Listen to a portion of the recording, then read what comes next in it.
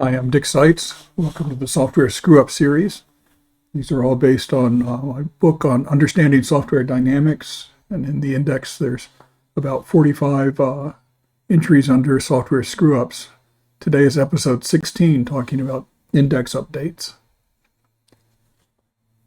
Sometimes the information you are looking for is hiding in plain sight, but it's hard to find. The picture here is an example of steganography of hiding information in plain sight, in this case yellow dots printed on along with a black and white text output, sometimes used in copying machines of all places to be able to identify later to the authorities which copy machine printed that paper.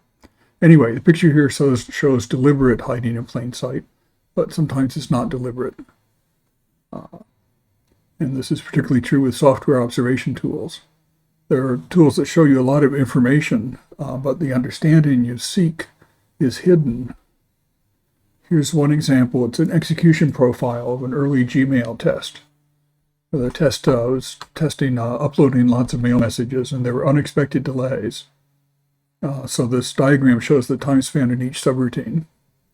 And as you probably know, profiles are a common tool, but they merge together since they just show you the total run.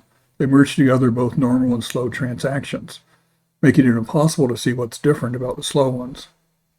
Some of you may recognize the Where's Waldo picture up in the corner. The left diagram also fails to show that 3 of the routines are only executed during the unexpected delays. That's what's hidden by the observation tool merging together all of the normal and slow into just one picture.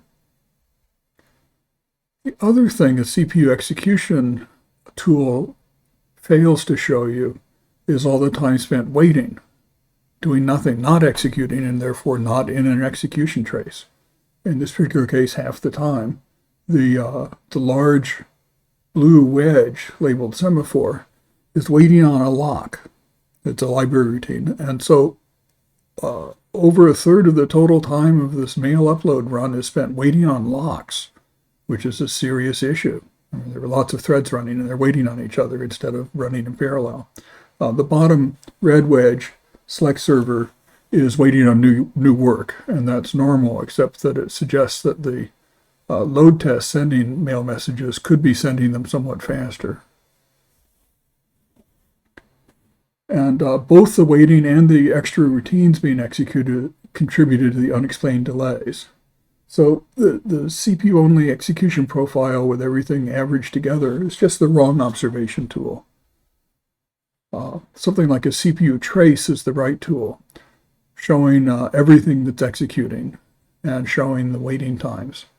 In this case, the extra 3 routines are highlighted at the bottom.